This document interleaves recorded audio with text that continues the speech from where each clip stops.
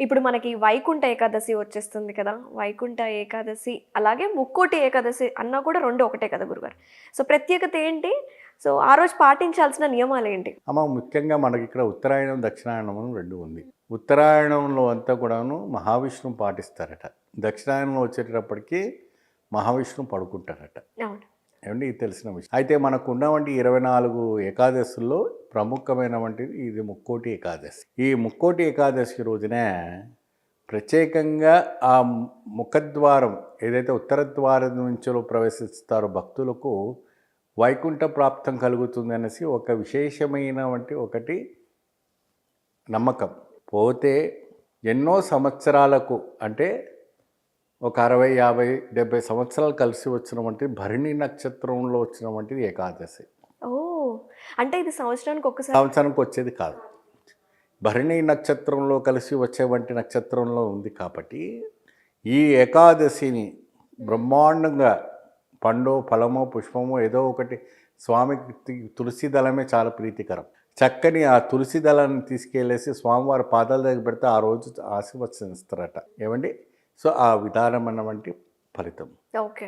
ఆ ముక్కోటి ఏకాదశి రోజున ముక్కోటి అంటే ప్రముఖంగా ముక్కోటి దేవీ దేవతలందరూ కూడా లేచి స్వామికి సుప్రభాతం పాడి మేలుకొల్పే రోజు ఈ యొక్క ముక్కోటి రోజు. అంటే ముక్కోటి దేవతలందరూ కూడా లేచి సుప్రభాతం ఆడతారట. స్వామి లేచి నీ యొక్క సమయం ఆసనమైందని చెప్పి ఉత్తర ద్వారం వైకుంఠ ద్వారం నుంచి రావాలనేసి చెప్పి స్వామికి విశేషమైనటువంటి ఒక కైంకర్యాలు శేషునాగుతో పడగరితో పడుకుని పవలింపుస్తున్నటువంటి స్వామిని మేలుకొల్పే రోజు ఈ రోజు.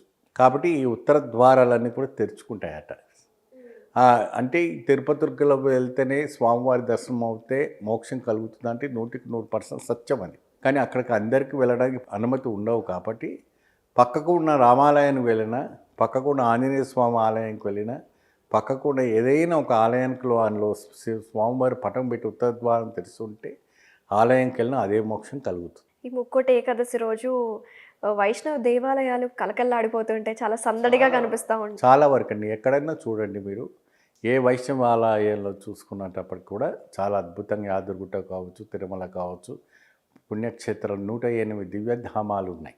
ఈ 108 దివ్యధామాల్లో ఎన్నో శ్రీరంగం కావచ్చు, కావేరీ నది దగ్గర శ్రీరంగంలో అటువంటి ఎన్నో 108 దివ్యధామాలు ఈ యొక్క ముక్కోటి ఏకాదశి రోజు చాలా విశేషమైనటువంటి ఒక కైంకర్యాలు చేపిస్తారు.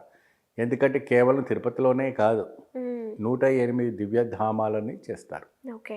సో, అక్కడికి కుదరలేని వాళ్ళు పక్కనే అక్కడికే వెళ్ళాలి అని మైండ్‌లో పెట్టుకుంటూ ఉంటారు. సోషల్ మీడియా ప్రభావం వల్ల కూడా ప్రయత్నిస్తూ ఉంటారు. అక్కడికి వెళ్ళాల్సిన అవసరం లేదు. దగ్గరలోనే దగ్గరలో దేవాలయాలు ఉన్న దేవాలయానికి వెళ్ళేసి కొబ్బరికాయో, పండో, ఫలమో, పుష్పం ఇస్తే చాలా అద్భుతంగా లభ్యమవుతాయి. అలాగే ఈరోజు పాటించాల్సిన నియమాలేంటి? ఉపవాసం. ఉపవాసం అంటే ఏంటి? భగవంతునికి దగ్గరగా ఉండడానికి ఉపవాసము అంటారు. అంటే ఏకభుక్తాన్ని భుజించడం. పొద్దున్నే మనకు పాలో పండో తినాలి. అంటే షుగర్ ఉన్న పేషెంట్ మరి తగ్గిన ఉన్నటువంటి పేషెంట్స్ ఇంకా వేరే పేషెంట్స్ ఏదైనా ఉన్నారనుకోండి డిజీజ్ ఉన్నవాళ్ళు వాళ్ళంతా మాత్రలు వేసుకోవాలి, పండో ఫలము తీసుకోవాలి. నార్మల్గా పిల్లలు ఎవరైతే ఉత్తమమైనటువంటి పిల్లలు ఉన్నారో యూతులు ఉన్నారో వాళ్ళంటే ఏం చేయాలంటే స్వామివారిని సంపూర్ణమైనటువంటి దర్శనాన్ని చేసుకున్న తర్వాతే ఆ ఉపవాసాన్ని నీళ్లు వదిలిపెట్టాలి, నీళ్లు తాగాలి, ఏకభుక్తంగా ఉండాలని ఒక నియమాన్ని నిబంధన పెట్టారు. పెడితే వాళ్ళకు విశేషమైనటువంటి ఒక కైంకర్యం లభ్యమవుతాయి, విశేషమైనటువంటి ఒక ఫలితం లభిస్తుంది. వాళ్ళకు ధనము, ధాన్యము, ఐశ్వర్యము, ప్రాప్తము, కళ్యాణము, సంతానము, స్వామివారు వద్దన్న కూడా అంటే ఐశ్వర్యాలు కొంగు బంగారంగా మార్చేటట్టుగా చేస్తారు ఆయన. గురుగారు 24 ఏకాదశులు ఉంటాయి కదా! సో, కొంతమంది చేసుకుంటారు. షుగర్ పేషెంట్స్ ఉంటారు. వ్రతాలు చేసుకుంటారు. ఉపవాసాలు ఉంటారు. సో, ఈ సంవత్సరంలో ఈ ఉపవాసం, ఈ వ్రతము ప్రత్యేకంగా రేపు చేసుకుంటే చాలా మంచిది అంటూ ఉంటారు. అంటే ఏ రోజు పాటించకపోయినా రేపు ఒక్కరోజు పాటించాలంటారు. అది నిజమేనా? అది ఎందుకంటే 24 ఏకాదశిలో ఈ యొక్క ఏకాదశి పాటిస్తే 24 ఏకాదశి పాటించిన పుణ్యం పురుషార్థం కలిసి వస్తుంది. అలాగే దీపారాధన విషయం గురించి చెప్పండి గురుగారు. ఇప్పుడు చూడండి అమ్మ, ముత్తైదులు ఉంటారు, పచ్చని గాజులు వేసుకొని ఉపవాసం పాటిస్తుంటారు.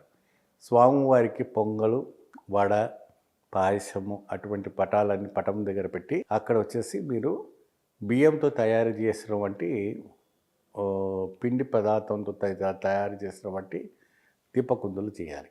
ఓకే. అందులో ఆవు నెయ్యి వేయాలి. ఆవు నెయ్యి వేసి చక్కగా గోవిందా అని చెప్పి ఏడుకొండలవాడ వెంకటరమణ గోవిందా అని చెప్పుతూ స్వామివారికి అక్కడ దీపం ముట్టిస్తుంటే స్వామివారు ప్రసన్నమవుతారు. ఎప్పుడైతే కూడా పొంగల్ పైన ఆ దీపం పెడతారో, ఎప్పుడైతే ఆ దీపం అక్కడ వెలిగిస్తారో అతీంద్రియమైనటువంటి శక్తి లభిస్తుంది. ఓకే. ఓకే. ఫైనాన్షియల్ ఇష్యూస్ ఉన్నవాళ్ళు, ఈ రుణ బాధలు ఉన్నవాళ్ళు రేపు ఏ విధంగా చేసుకోవాలి గురుగారు? వీళ్ళు చక్కగా స్వామివారికి తులసిదానం చేసి విష్ణు సహస్రనామం చదువుకుంటే అనేక రకమైనటువంటి ఫలితాలు లభిస్తాయి. ఓకే. మేము విష్ణు సహస్రనామం చదవలేము, మేము ఓన్లీ వినగలుగుతాం, మాకు రాదు అన్న వాళ్ళకి వింటే సరిపోతుంది. విష్ణు సహస్రనామం వింటే సరిపోతుంది. చదవాలని రాకపోయినా ఆ రోజు 30 సార్లు 40 సార్లు కాకుండా ఒకసారి విన్నా చాలు. ఆ సహస్రనామంలో ఏ నామం మనం జపించాలంటారు గురుగారు? ఎందుకంటే భీష్మ ఏకాదశి రోజున ఆ భీష్ముడు ఎప్పుడైతే కూడాను ఆయనకు 108 బాణాలు వేశారు అర్జునుడు. ఎప్పుడైతే కూడా అర్జునుడు బాణం వేసిన తర్వాతనే గంగాదేవి తర్వాత ఆయనకి ఇచ్ఛాధారి మరణం ఉండింది. ఆయన దక్షిణాయనంలో కొడితే ఉత్తరాయణంలో వచ్చేదాకా అంటే ఒక్కొక్కటి ఏకాదశి వచ్చేటప్పటికి ఆయన ప్రాణం పోయింది. అప్పటిదాకా ఆయన ప్రాణాలు అట్లాగే ఉంది. ఆయన ఇష్టం ఆయన చేతిలో ఉంది. కాబట్టి ఆయన రచించినటువంటి ఆయన స్వయంగా మహావిష్ణువుని పొగిడించారు. కృష్ణుడిని అక్కడ ఉండగా ఆ విష్ణు సహస్రనామాలు చక్కగా బ్రహ్మాండంగా పొగిడించారు. కాబట్టి ఆయనకు అనేక రకమైనటువంటి ఒక లామాలు రావడం అని జరిగింది. ఆ విష్ణు సహస్రనామం విన్నా, విష్ణు సహస్రనామం చదివినా, విష్ణు సహస్రనామం ఎవరికైనా మనం చెప్పినా చాలా పుణ్యం పురుషార్థం కలిసి వస్తుంది. ఎందుకంటే భాగవతంలో కూడాను బ్రహ్మాండంగా చెప్పారు విష్ణు సహస్రనామం చాలా బాగుంటుందని.